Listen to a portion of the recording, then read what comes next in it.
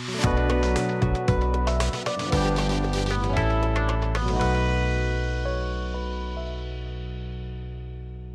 থেকে ৯ মাস আগে আমি হেয়ার ট্রান্সপ্লান্ট করিয়েছি এখান থেকে।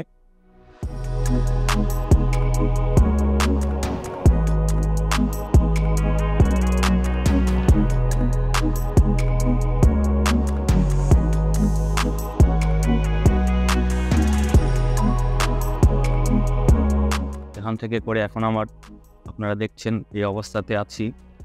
এর আগে ৫-৭ বছর আমি অনেক চেষ্টা করেছি। ইয়ার ফল আমি বন্ধ করতে পারিনি।